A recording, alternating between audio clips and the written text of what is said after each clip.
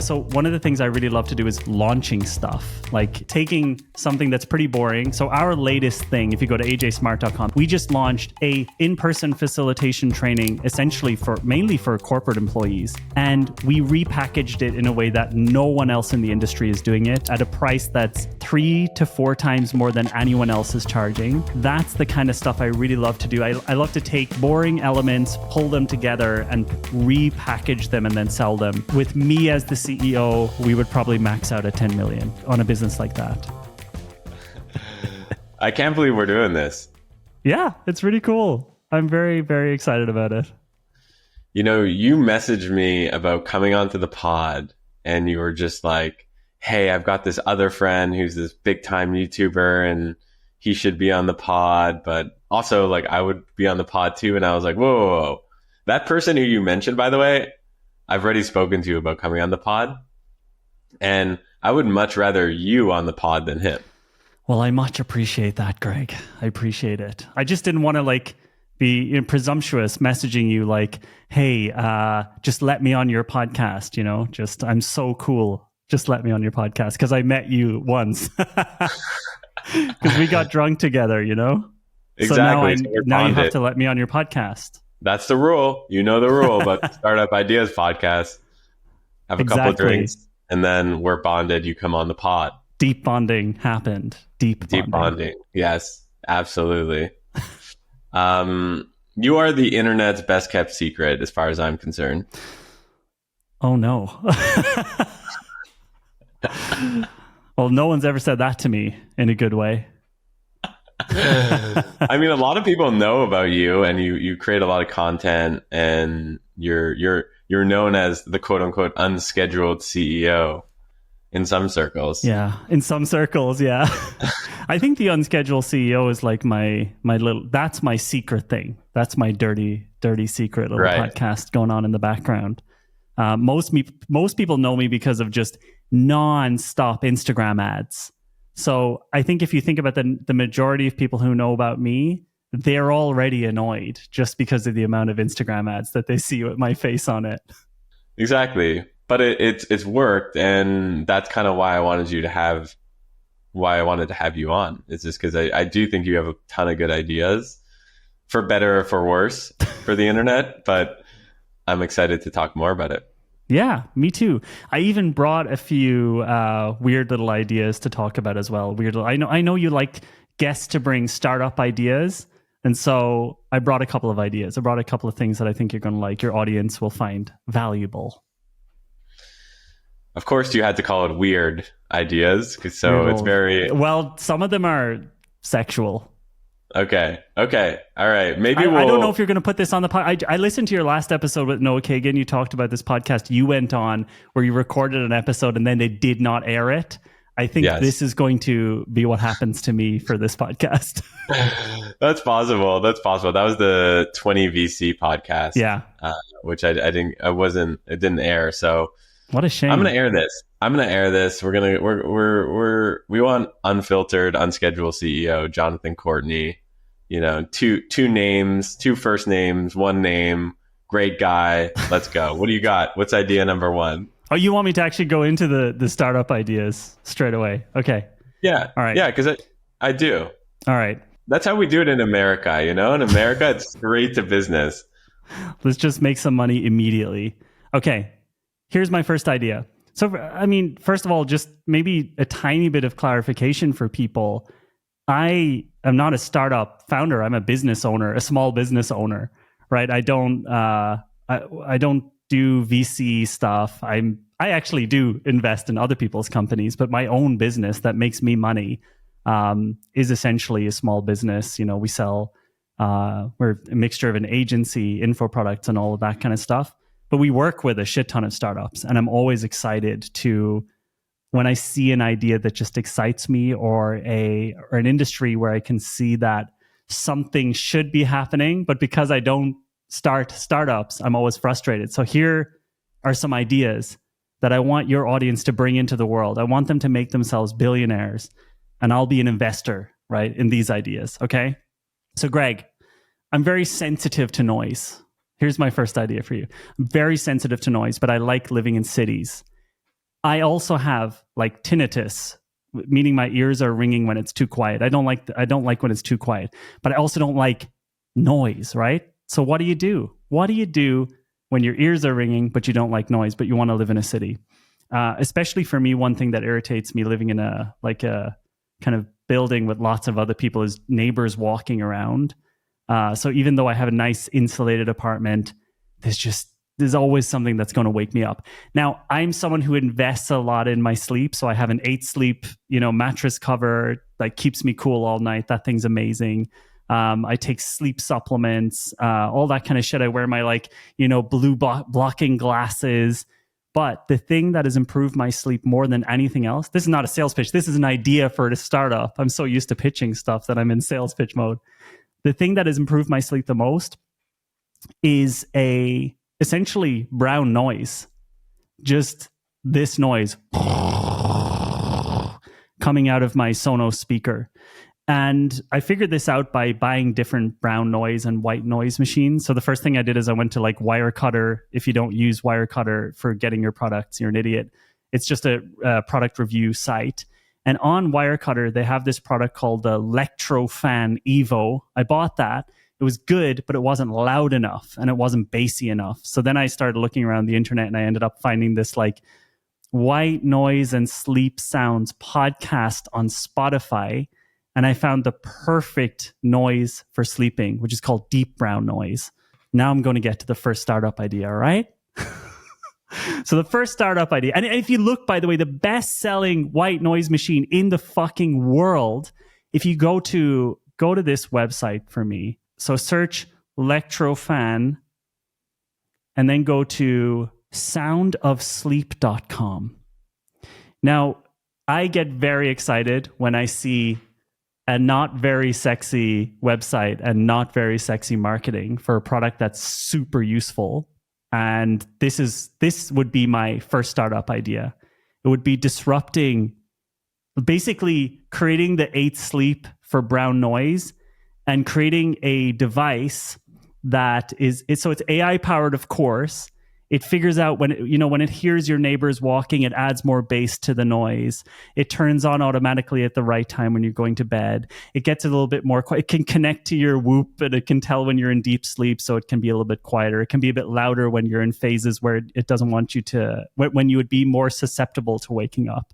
And I think, honestly, just building I would even honestly think buying Electrofan, buying their product and reselling it with better marketing would be a pretty huge business. Not a multi-billion-dollar business. I'm not a billion guy.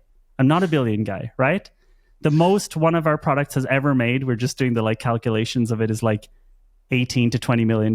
So I can't lie and tell you I know how to make $1 billion startup, but I think taking this general idea of how unbelievably, noticeably powerful brown noise is for sleep, like the 8 sleep mattress, you can kind of tell it's working. I don't know, maybe, but you also pay this crazy subscription. But I think a company could come along and make a connected subscription-based noise device that you can also, there's going to be a baby version of it to bring around with you to hotels. And this actually really improves my sleep. First idea. What do you think? You buying it? Are you investing? Well, yes and yes. So I'm a sleep nerd too. This is my sleep score from last night on my 8 sleep, 95. Check this out. I didn't sleep well last night. Wait for it. 2 nights ago. All right, let me show you 2 nights ago first. We got a 97. Whoa. You see that? Wait, we can yeah, wait. We get the idea. There we go. Yeah. Oh, man. Wow. But last night, because I had a late call. 88. Although I will say you didn't wake up that much. Is it because of the brown? It is. So there's something deep and brown in my room. Clarification question, because to me, I don't know what brown noise is. Are you ready? To me, brown noise just sounds like I'm going to get pink eye.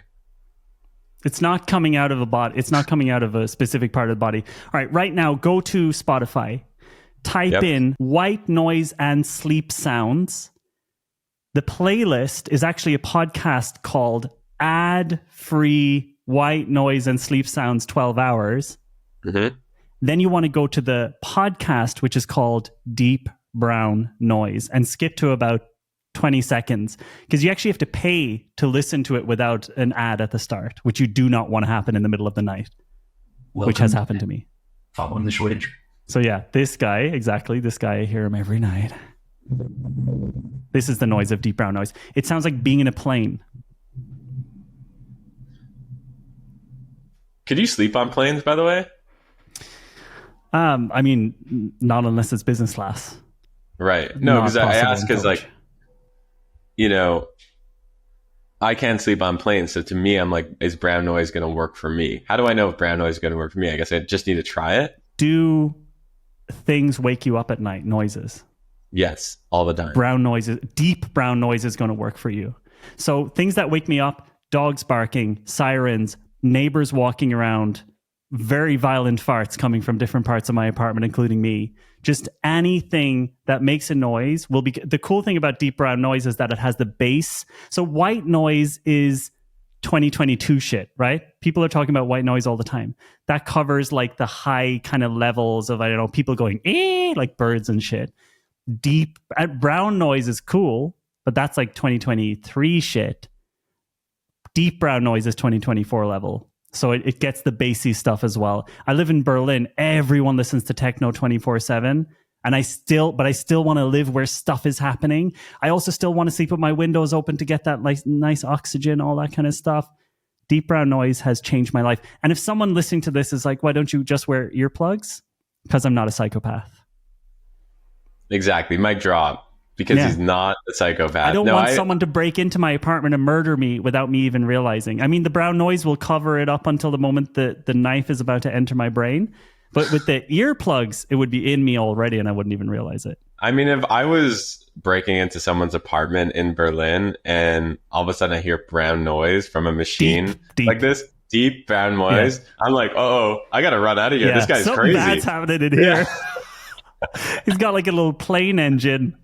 But it's honestly been, all jokes aside, this has increased my sleep score on the 8 Sleep more than any supplement, more than any fucking blue blocking glasses, more than fasting, more than putting Brian Johnson's olive oil up my ass. Like any of these things have improved a little bit. They can improve my deep sleep maybe a tiny bit, my REM a tiny bit. The brown noise, when I switch it off, it's like I go down to 85. When it's on, I'm up to like 95. And I have a kid, and sometimes there's if you have a child, guys, there's that's another thing. I do not want to wear earplugs when I have a kid in case she needs me. But I don't need to hear every cough and every like little, whatever. And so the brown noise, it does this thing of keeping you aware. You can hear things if they're important, but asleep and covering, especially neighbor foot.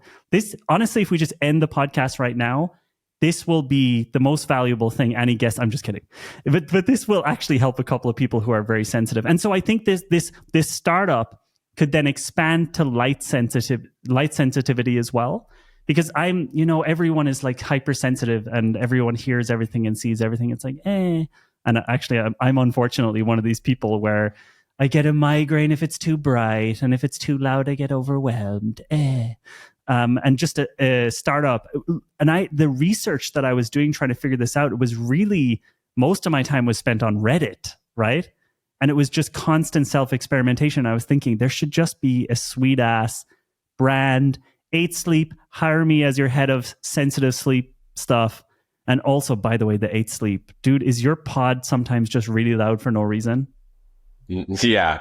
100%. It just acts up. Like last night, it was just like, I'm spending like, I don't know, thousands of dollars on this thing, and then spending subscription service, and it's just screaming at me. And you need, honestly, if you use an 8 Sleep, you need to use deep brown noise to cover the variation in noises from the bed. I know I'm assuming your podcast is not, I'm assuming the people who listen to your podcast aren't going to be like, first world problems. It's about startup ideas. But yeah, obviously, I know this is a first world problem. My 8 Sleep is too loud. Yeah. Oh no, the techno from the best club in the world is playing. Yeah, well, so that's my first idea. I like it. So if we're going to get tactical, Sound Asleep, I'm on their website. This product looks great. I go to their affiliate program. I'm like, okay, maybe the way to like bootstrap this is you just become an affiliate to them. They give you 30% or whatever, and then you validate it and then build your own. But then I go to their affiliate program. Our affiliate program has ended. We are no longer accepting new affiliates. Dude, I wouldn't, if I'm making this into a business, I'm probably doing it a bit more MVP style. I'm making my own brown noise track, so my own deep brown noise audio track. So one of the things I really love to do is launching stuff. Like it's taking something that's pretty boring. So our latest thing, if you go to AJSmart.com, this is not an ad. It's sold out. You cannot get it, and we're not doing it again. But as an example, we just launched something which could not be more boring on paper. A in-person facilitation training, essentially mainly for corporate employees. And we repackaged it in a way that no one else in the industry is doing it, completely, like at a price that's 3 to 4 times more than anyone else is charging. That's the kind of stuff I really love to do. I love to take boring elements, pull them together and repackage them and then sell them. But obviously I want to believe in the things as well. With this deep brown noise thing, I think that the way the company White Noise and Sleep Sounds is doing it is closer to the way I would want to play it out. And so I would probably rather sell the subscription initially to different brown noise things, the way they're doing it. But the best case scenario would be, if I could validate this, I'd probably want to work with some manufacturers to create this product. But I don't do that shit, man, So it's all yours. I know, but here's the thing.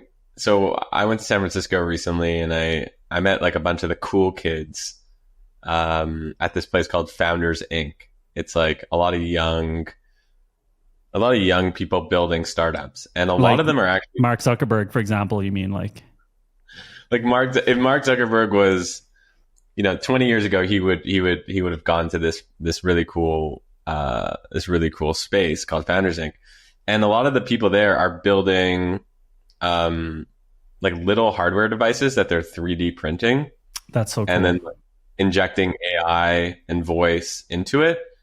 So I wonder if this isn't that hard to actually MVP. Dude, look, here's what I'm good at. I'm good at having those ideas. I'm good at marketing them and making money from them and selling them and doing internet marketing. And making a physical thing, that's something I'm not going to be. If you want me to pretend for the podcast, I am going to build this. No, but I'm probably not going to build it realistically. But I'd love if someone would do that. And I would definitely invest €10. Oh, sorry, $12. Oh, okay. Now I understand. So I had Kevin Rose on the pod last week, and I asked him what kind of he had this like incredible looking microphone. Like it made our microphones look like it was amateur hour. Is it the one with the lights around it here? I think so, yeah. And it's just like this. It's a gray. It looks like a stainless steel block. It almost looks. I'm looking at an Apple Studio display. It kind of looks like an Apple Studio display. I just got one of those today. Literally just arrived this morning. That's such a. I mean, it's not a weird thing that you say that, but look, I don't think anyone's going to care about this part. But this just arrived at my apartment today. Oh, an Apple Studio. That's cool. That's the whole. Cool. That's the whole piece of information. That's it? Okay, let's go back. That's the whole bit. Let's go back to Kevin Rose. Yeah, back to Kevin Rose. So away from Noah Kagan, Kevin Rose, and then me. Oh man, exactly. Oh this yeah, is going to be such a downgrade. Oh, and people are going to love this episode more than any episode. So he has this thing called the company's called Teenage Engineering. Dude, are you fucking serious? Wait a second. Let's go back to this picture.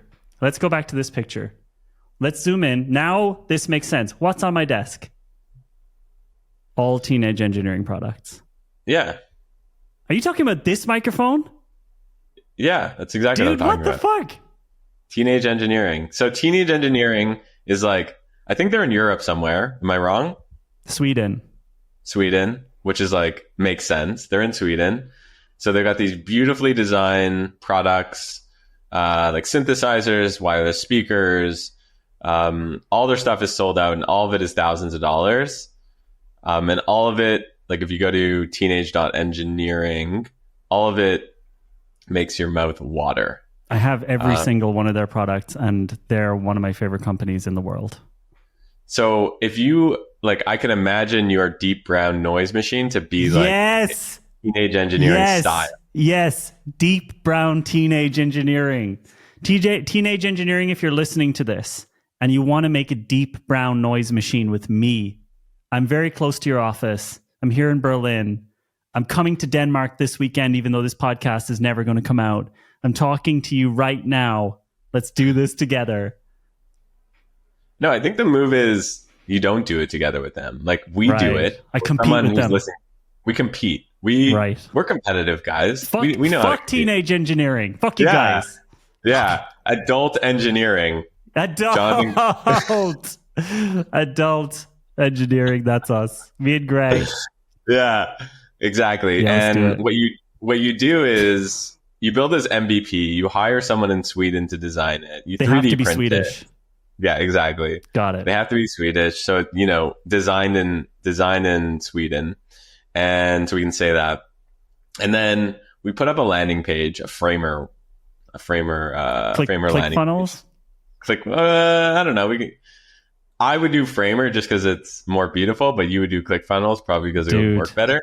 ClickFunnels. It's so, we got to talk about ClickFunnels in a while. Your audience needs to hear more about ClickFunnels. We'll get to ClickFunnels. We won't leave this conversation without talking about ClickFunnels again. How's that sound? I'm still with you. Your audience is going to be so annoyed at the amount of interruptions that are happening here, but and you put up a landing page, you get some creators to back it, and you pre-order it, you do pre-sale. And then you figure it out from there. Yeah, dude. I would do it. I love the sleep space. Yeah. And this is the only one you can actually measure. Honestly, if you wear an Oura Ring or a Whoop, and if you are sound sensitive, this is just a huge topic that people haven't been tackling, but it really changed my entire life. The other thing that I always thought Apple would build, but never built, which has also changed my life in Miami, is an air purifier. Right. I haven't gotten in on that game yet. So there's just a ton of dust and allergens in the air, and having, not that I'm like allergic to a lot of things but whatever. I have people over, they might be sick. This removes it. I open the door on my balcony and there's like pollen and like mold from the outside that comes in. It just keeps like a fresh air. I always thought Apple would potentially build like an air purifier. They never did. But I like the idea of like starting with a deep brown noise machine and then like moving working into your way up. Yeah, working your way up. Working your way out. But I think like, we call this company Sensitivity, Sensitivity AI, and billions. Yeah. That's it. Or Lectrofan, if you're listening to this. I'm sure Lectrofan, the guys at Lectrofan probably listen to this podcast every week. Call up me and Greg. What we'll do for you guys is we'll take that product off your hands and we'll resell it under a new brand called Adult Engineering. Yeah. Exactly. And with teenage engineering, you always have to have a cryptic name like the TP7. So we'll call it the Adult Engineering DN2. Deep brown. Oh no, DB. Deep brown. N. DBN. Perfect. I need to go home. Yeah. I need to go to bed. It's been a long day for me on this end, dude. I'm at the end of like campaign meetings. Like my eyes are so red. Look at me. Oh, they're great. You look so fresh, and I look red. You're firing on all cylinders. What's idea number 2? That was idea. No, I'm kidding. Let's see. I put a lot of them together here. Will we do a naughty one? Let's do it. How naughty can we get on your podcast? I mean, it's the internet. You've seen the internet. It's a pretty naughty place. I don't know, dude. Some people's podcasts are a little bit more like, we gotta be careful with what we say. There's no advertisers. Good. Okay. Yeah. The way And this is something that I'm sure people have been thinking about. So the other day I was on The Verge, yesterday, theverge.com. They were showing off this product called Orifice.ai. If you haven't checked out Orifice.ai, it's the world's first AI-powered sex toy for men. And I was looking at this and I was thinking, why do women get all of like the nice, cute, like just Apple-like branding around sex toys, and guys get the Fleshlight and Orifice AI? I genuinely think there's an entire market out there for sex toys. I don't know what self-pleasure devices for men that is like as big a thing as it is for women, but just not creepy and not weird and not like some dirty shit that you have to like, I don't know, just like the Fleshlight. You know what I mean? You don't want to have that lying around if someone walks into your apartment, you know? Not that you want to have other sex toys lying around when you walk into an apartment, but still there's something deeply not cool or like sophisticated. That's the word I'm looking for. Like if you look for, there's a lot of like brands in I don't know if this brand is in Germany or in the US, but in Germany there's this brand of sex toys called Fun. And like there's a whole store. It looks like an Apple store. It's mainly toys for women. This just could be the biology thing where maybe you can just make more of a variety of toys for women. But I think we got to make like the Apple more sophisticated kind of self-pleasure toy business for men that isn't called Orifice or Fleshlight and is rather called something like adult engineering. It's also the next adult engineering product because that can also help you sleep, Greg, if you know what I mean. That's right. So I agree with you. The naming is absurd. I mean, you invite a friend over to come have some tea or something, just like a homie. See my orifice? No, it's you just dropped. You just stepped on my orifice. Be careful. I say that even if I have no sex toys lying around.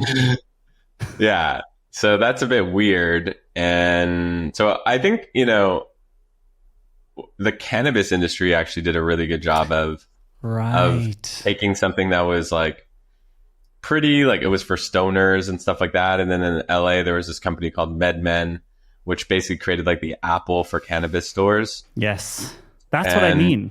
Yeah, exactly. Like, because it is really, I wrote this as a joke. You said I can say whatever I want, and I was careful. Because again, I do a lot of work in the US, a lot of work with US companies, a lot of work with EU companies. In Europe, I can say anything I want in a meeting. No one cares if I swear. In the US, I was recently in New York and dropped the F-bomb in front of like 57 people working in a large bank. And I got and I was like, oh, sorry about that. Just gonna tone that back. But I did have a joke name so what I wrote here is there a way to make masturbation toys for men less creepy? A cool brand like Liquid Death, but for male sex toys, not called 5000, for example. Yeah, exactly. We shouldn't call it that. No, that should be the name of this episode. It's just so out of context. 5000. Yeah, watch this episode to the end. All right. I'll give you another one. I have a lot. I woke up this morning. I got your message saying 3 to 5 ideas, and myself and my girlfriend just sat down and we just pumped out a couple of ideas. Okay, let's stay on the sex concept. In Berlin, right? We're in Berlin. I don't know if you know much about Berlin, but it's a very sex positive environment, which I think is great. I think though, what I will say is that a lot of the sex positive stuff, I don't know if anyone knows about this sex positive idea. It's just the idea that like in Berlin, there's a lot of clubs where you can go and, I don't know, dude, I don't know how far I can go on this podcast. I mean, do people know about generally the Berlin thing? Like, yeah.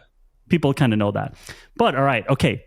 Let's say you're a couple and you're interested in like, I'm interested in exploring kind of what's out there, and we're not talking about like going as far as swinging or whatever. You start looking at retreats, like sex positive retreats, like maybe you learn tantra, whatever. I feel like there's a missing part of the market for people who are not interested in the spiritual stuff, who are not interested in the psychedelic side of things and who just kind of want to go and have a more, just a non-spiritual, non-psychedelic, sex positive retreats. And what I have written separately is, I think there's also a part in the market completely separately for entrepreneurial, like unplugged retreats that are, again, non-spiritual, no yoga, no meditation, no Wim Hof, none of those things. I think there's like sometimes these interesting ideas are mixed with things that are a big turn off if you're not into spiritual, kind of more psychedelic-y things. So that's another. I feel like there's a place in the market for looking at things which are usually mixed with psychedelics and usually mixed with meditation or yoga, and removing those elements and making it more practical. Oh, look at the weird thumbs up thing just appeared. It's so weird when that does that. I think no. I think I like the idea. So a buddy of mine has an app that he's beta testing right now in New York and Miami called Beyond. Beyond. Uh-oh. Yeah. Tell me more. App. It's a naughty app. So the idea is basically it's an app for open-minded people. Basically, the idea is, have you heard of the Field app? No, I haven't. So Field app is like a popular, it's kind of like Tinder, but for multiple people. For like couples looking for other couples. Yeah, exactly. I have another idea on that coming up for you. But yeah, right? No, I haven't heard of it, but I'm going to check it out. Yeah. So that app is apparently like getting really popular, but it feels very like Tinder in the sense that it feels from a UI UX perspective. Like if Tinder is like the Walmart of the internet, Raya is like, a boutique. It feels very different, So he was like, how do I create the Raya, but for open-minded people? And it's really starting to take off. That is very interesting. The way he's scaling it is through these parties. Sorry, I shouldn't call them parties, retreats, like what you were saying. So he's doing one soon in El Salvador, where he's like renting a big place. He's inviting a bunch of people to the community. He's curating it.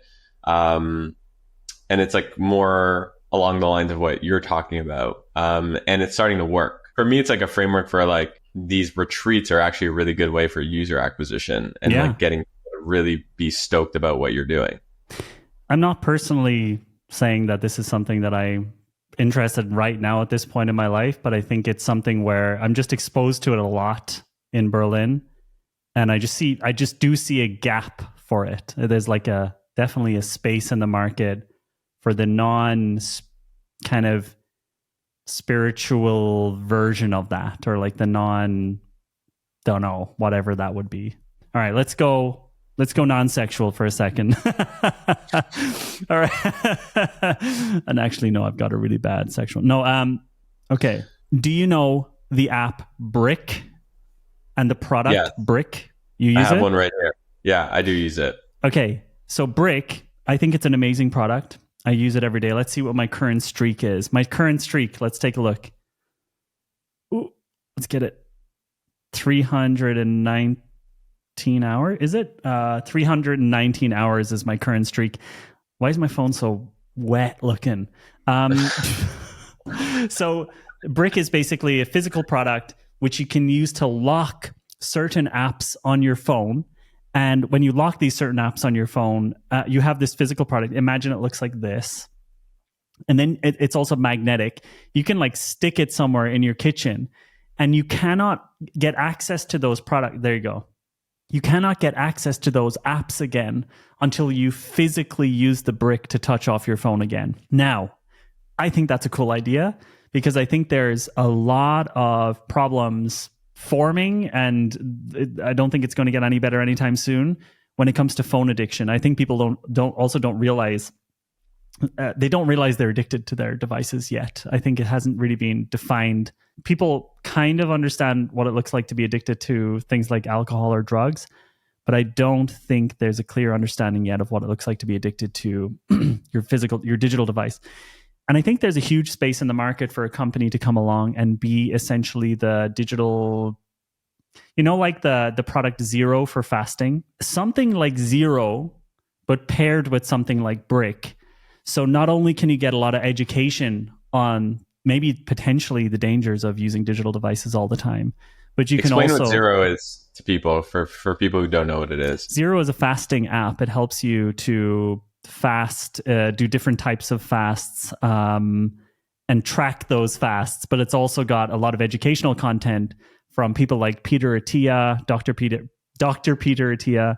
And so it builds the education around why fasting is valuable, but it also tracks your fasts, and it also kind of builds streaks and gives you a lot of feedback. So I think it's a great product for just keeping track. And actually, Kevin also created a product called Zero Alcohol, which is a product, Kevin and Mike worked on this product called Zero Alcohol. And this is a product that does something similar, but for alcohol. And I think there's a huge gap in the market for people. First of all, a lot of what I like to do is show people that they actually do have an issue. A lot of marketing is like, hey, do you realize that this is actually a problem? And then showing people how they can work with it. And I think that Brick is probably one of the first products that's actually helped me reduce my time on my phone. And honestly, I just see, also having a daughter now, I really want there to be some infrastructure for people dealing with digital addiction. But Brick is just literally a utility. And I think it could be turned into a brand, a product, education product, a media company around digital addiction. So it could do something good, but also I do think that's something that people would pay for, especially entrepreneurs like me who are on our phones all day. Just having something like that where I'm like, no matter what I do, I always just keep checking my phone. I'm just addicted. I just want to see what's on Twitter. And so I need something that literally physically blocks Safari, so that when I'm sitting on my couch and I open my phone, or I'm sitting on the toilet and I open my phone, I would literally have to walk into the living room, pants down, to get that block, to unblock Safari so that I can look at it, which I would have no problem doing. But still, you know what I mean, right? It's just this extra layer of friction that stops you from using your digital product. And so the idea would be a bigger... You see the pattern here. I'm looking at boring stuff. Yep. And thinking about how to make a bigger brand, making content, like a content strategy around it, because that's what I do. So how would you... Okay, so say you bought Brick. What I would do to make it a bigger company? Yeah. All right. You ready, Greg? Oh, I'm ready. I would just use my own playbook. I mean, it's again, just to clarify, I am not someone who grows businesses to billion. Like, I don't know how to do that. I don't know how to do the VC thing that Kevin does, where you just make these crazy huge companies. I know I've never had more than 36 people working at AJ&Smart. And I've never had a product that has made more than 20 million. I think it's $18 million. Just so when you're listening to my playbook, this is me thinking from a pure, maybe 37 signals, kind of no VC, bootstrap, it's about making money. But that might not be the big type of business that some people listening to this podcast would want to have. But okay, I buy Brick, and my goal is to make lots of money with it, as much money as possible, and spread awareness about it. The first thing I would probably do, maybe in week one, is I'd probably start a YouTube channel. That YouTube channel would be 100% focused on grabbing all the keywords around digital addiction, phone addiction.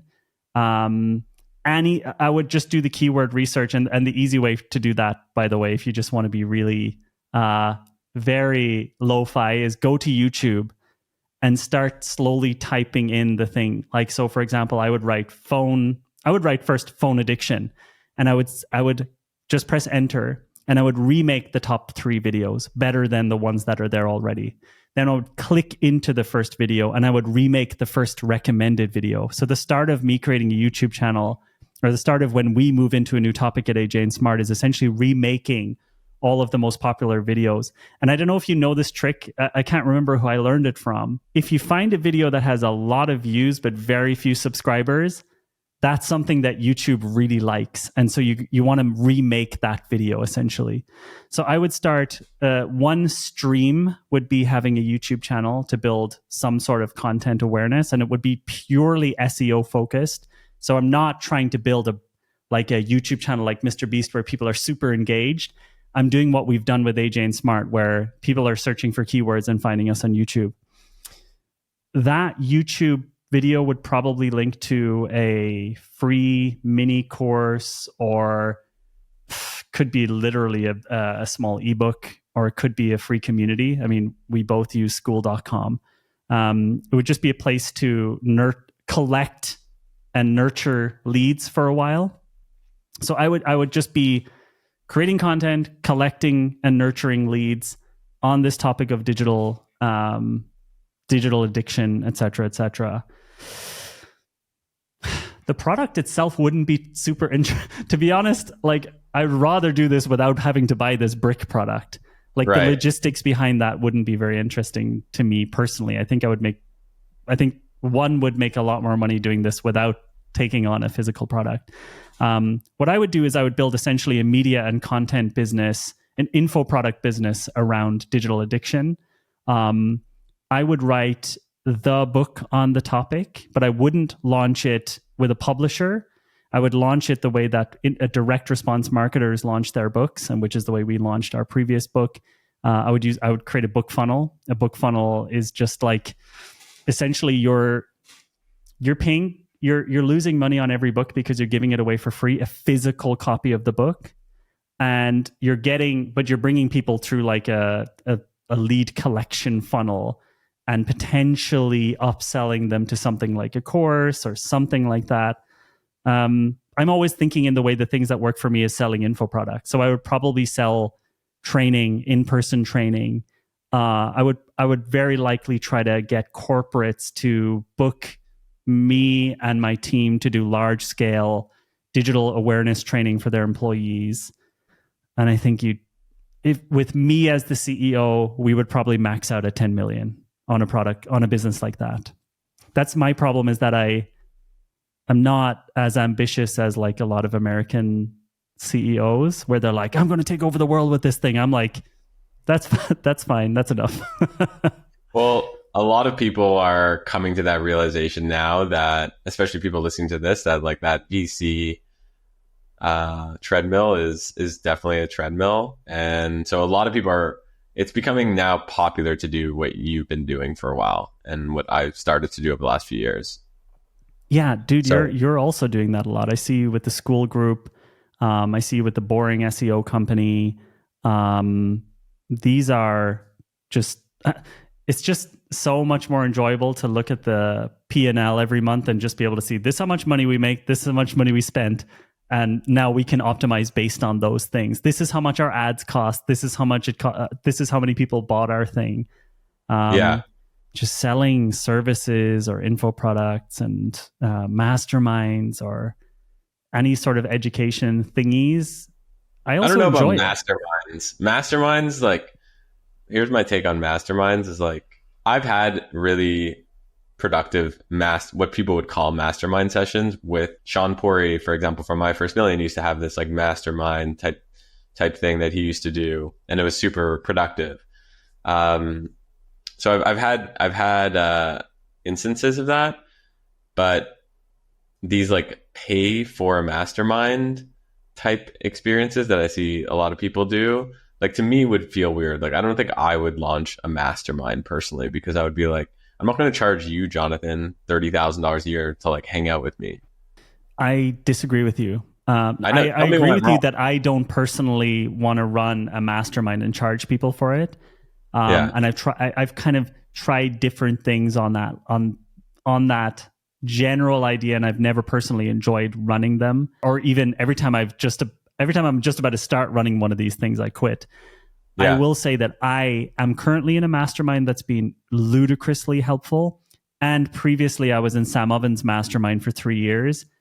And Sam Ovens, maybe within the first or second day of being in the mastermind, changed literally like I joined in like, let's say on a Tuesday, the following Tuesday, I completely rethought everything about AJ&Smart. And the product we created in Sam Oven's mastermind with Sam's help is still our core product 4 years later, still the thing that makes us our most money. And what I will say is so when you have someone, I think you've met Sam, when you have someone who's very special and who has like done the thing you want to do, I actually prefer to be able to pay them for their advice rather than trying to figure out how I can deliver value as well, if it's possible. So if someone has a way for me to pay them just to get the fucking advice, I would rather pay them. Sam's mastermind was $36,000 per year. Just like the connections I made, the information I got from Sam, the energy of being in that group was always worth a lot more than 36K per year. And the other thing I will say is almost everyone who is in that mastermind is still like really good friends with Sam. So I would disagree with you on that one. The current mastermind I'm in is actually one of the members of Sam Oven's mastermind, a guy called Blake LaGrange. And the product we just launched, the full stack facilitator, we wanted to launch this for 3,000 or 4,000 euro or something like that. One 30-minute conversation with him where we talked about repositioning it, increased the price to $9,000 and it sold out. So we like just the amount of money we wouldn't have made if I hadn't had that conversation with him. But I do understand why you wouldn't want to do that or why I wouldn't want to run it. I would just find it annoying. But I personally am very happy that masterminds exist for my own sake. So first of all, you've changed my mind on things before. So literally like the first minute I met you, you're like, "Hi, I'm Jonathan." And then I was like, "Oh, I got to record a bunch of videos for," or what was I saying? No, I was like, "Oh, I have a cohort-based course I'm doing next week." Oh, cohort-based courses. And exactly what you said. You're like, "Cohort-based courses? What are you, crazy?" And then you changed my mind on it. And ever since then, I stopped doing that cohort after meeting you. I don't do cohort-based courses anymore. Yeah. I'm glad you don't. Yeah. And it's been great because it allows me to run my businesses. It's just so much energy to run a cohort-based course. Yes. What I did do is record a bunch of my frameworks and playbooks, put it on School, communityempire.co. And that's going really well. And then I show up to some AMAs here and there. And that way I actually get to know people. Because in the cohort-based course model, I was just kind of like, I felt like I was regurgitating all my stuff. It sucked. Yeah. So it felt like a waste of time. Anyways, you changed my mind on one thing. The mastermind thing, I totally understand. Like, okay, the right mastermind could be impactful. The wrong mastermind could be crap. Is basically what, is basically the idea. I think I've never been in a bad mastermind. So I think it also depends what type of person you are. I think I would imagine you are the type of person who can take the best out of almost any interaction. For me, I'm looking at every mentor and every mastermind or everything, or every course I join is just like a giant blob. And I'm looking for the tiny bits that are useful for me. I don't care about like Sam Oven's mastermind. I was in it for 3 years. I never once turned up to the in-person events in LA. Never once. I almost turned up to nothing. He never saw me. My way of using things is like, I turn up, I ask one question, and then 6 months later, I turn up and say, this was the result of that question, and now I have something I'd like to ask. And that's worth 36K for me because it saves me 36K worth of time working on what I do. What I will say is masterminds are not, with $36,000 mastermind is not useful for someone who doesn't know how to take action. But you're not. Like, for example, I think a mastermind that would be good for you, this will be controversial. This is back to ClickFunnels. If you're selling info products, I think there is like one mastermind, which actually I am not joining right now because the price is so high. Plus, I don't live in the US. Plus, all the events are in the US. But if I lived in the US, I would join this in a heartbeat. And it's not it's not a guy that people like in maybe who listen to your podcast. It's more likely someone people don't like. But I'm bringing a weird angle. It's Russell Brunson's top level mastermind called Atlas. Only 15 people are in it. I don't think there's a better, again, we're talking about the info product space. We're talking about marketing. We're talking about direct response marketing and copywriting. We're not talking about VC, nice looking landing pages and like fancy looking products. We're talking about stuff very much just like money making. I think that's not Sam Ovens. I think Russell Brunson's Atlas Mastermind is probably insanely valuable while it exists. That's the other thing I think about.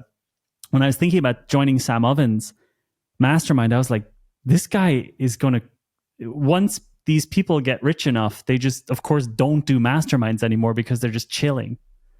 Like Russell Brunson, who knows, you maybe have 2 more years worth of getting access to something like this for, I think it's 250K per year, I think, which might seem like a lot, but you obviously would only join if you knew that the advice could make you more than that. I would join it if I lived in the US. Just my vibes. So I don't know much about Russell Brunson besides kind of like you seeing his ads in my face for so many years. And he seems scammy, and he's got that kind of like energy that most people in our world don't like. So talk to me, why is Russell Brunson someone you look up to, and why is ClickFunnels something that people like me should take seriously? All right. I didn't think I'd be doing a sales pitch for Russell Brunson here. Okay. I'll tell you that. So as AJ&Smart, we were a normal design agency up until 2016. We were selling in-person training. We were doing a lot of content marketing based on like Gary Vee. We even went to this like in-person mastermind with Gary Vee where there was just 12 people. And it was great. We have a YouTube video on that actually of doing this mastermind with him.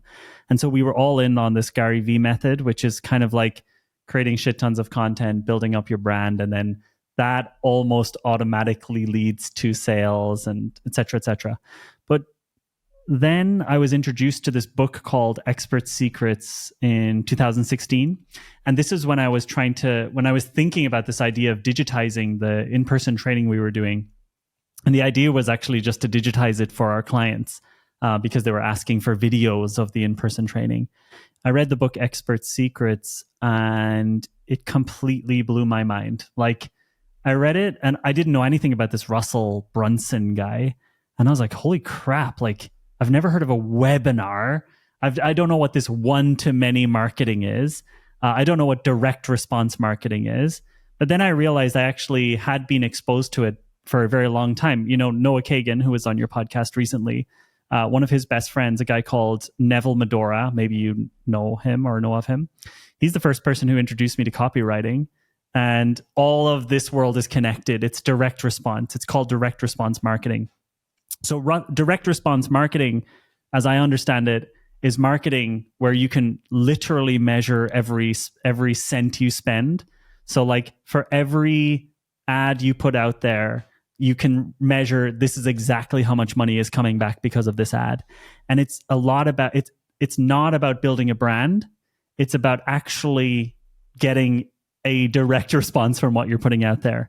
And this really appealed to me versus just this broad branding approach, which I couldn't really tell whether it was working or not.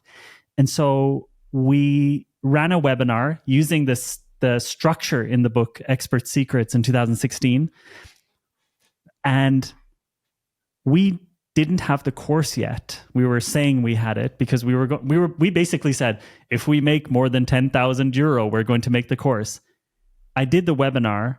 So first of all, I created a Facebook group. We ran ads to fill up the Facebook group. It was called Innovation Hackers. It's still there, but it's dead. And then I ran a webinar to the people in that group who didn't know me, and we made $50,000. And I was like, what the fuck is this?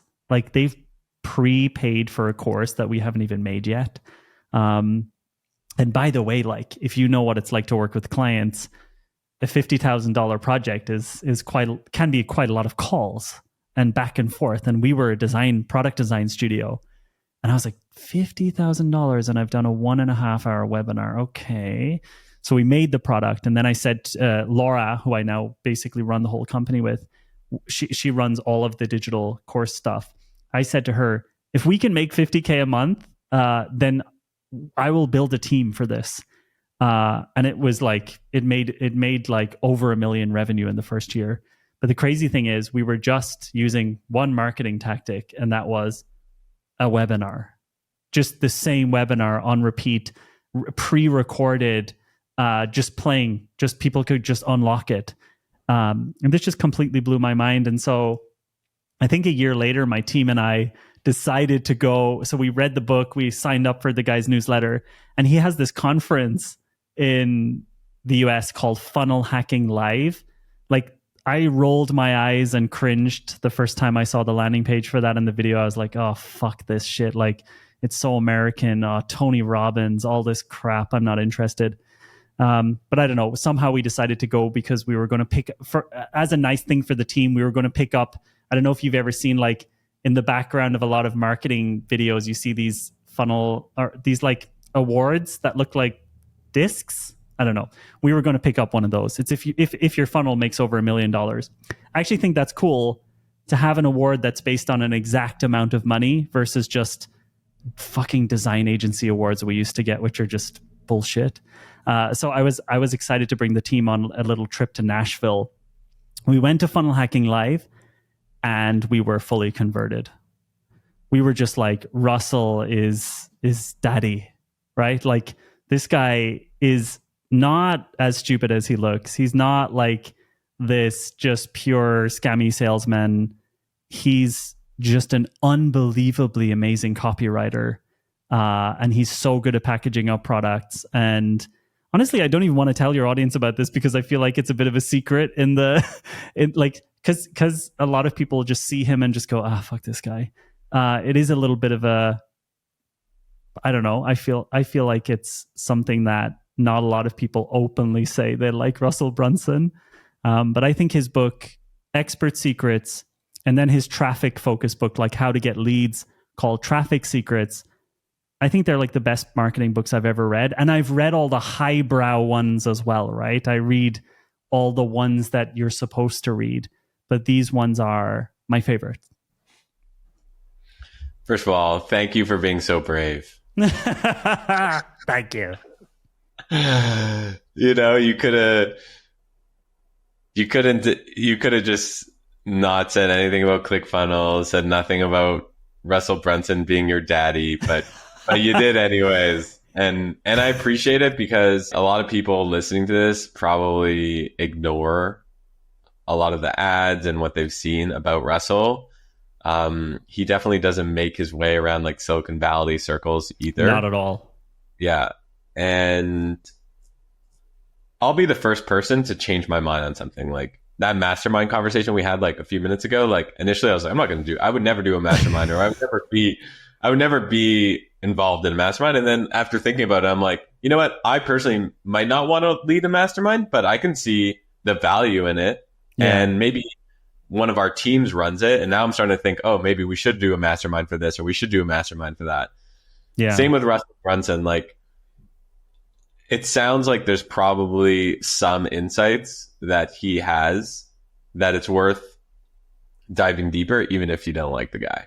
I think that I feel like I've spent all of the money on all the marketing books and all of the marketing gurus, and like I said, Gary Vee, like all of these things, and I haven't seen someone create more actionable content or learnings than Russell Brunson for a small business. That's the thing that's important. We're not he does have a multi-billion-dollar software company, but which he uses these tactics to sell stuff for. But mostly it's for infoproducts, meaning if you have a book, if you have like courses, if you have communities, if you're looking at paid communities, if you have like a Patreon, things like that, for his tactics are amazing for that kind of stuff. Teenage engineering shouldn't use his tactics. it would I cheapen mean, what they do, for example. you call it a small business, but like doing $18 million a year, or doing $18 million or $10 million or $6 million, it's $2 million. Like these, you're doing millions of dollars a year. Like if as long as there's a decent profit margin there, like that's a great business. It's a great business. Yeah, I think I just assumed that because there's like this startup element of your podcast that I was thinking I'm coming in because also, okay, Noah Kagan has like a $38 million per year business or something. Kevin Rose, Kevin, obviously, just balling out of control. And then I am the next guest. So I'm like, I basically run a business that makes the amount of money of like maybe a couple of restaurants in a city.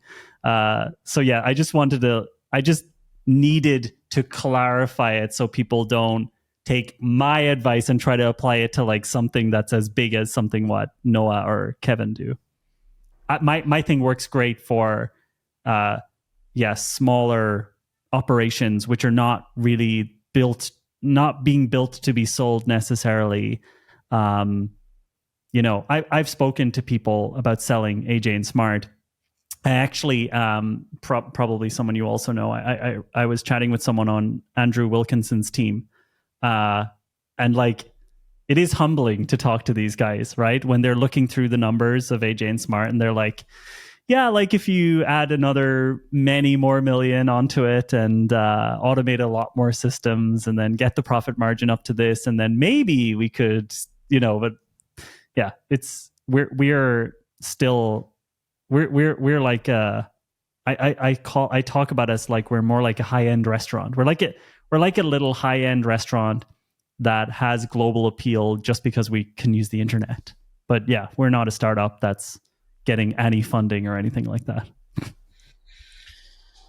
JC, unscheduled CEO. This exceeded my expectations. Oh no, it's over. I don't want it to be over. Well, we might do a part 2 if people like it. And if people hate it, then we certainly will not do a part 2. Yeah. Are you actually going to post this? 100%. Cool. Okay. Yeah. Thanks for having me on. I really appreciate it. We're posting the unfiltered full thing. Everything you are listening to right now happened. And Jonathan, where could people find you on the internet? Probably the best place to go is the Unscheduled CEO podcast on any podcast platform you listen to. I don't really use social media because I find it too addictive. If you're interested in the way we sell stuff at AJ&Smart, you can check out ajsmart.com. But yeah, that's it really. Unscheduled CEO, just hanging out. Beautiful. All right. Thanks so much, Craig. See you around, man. Later. Bye.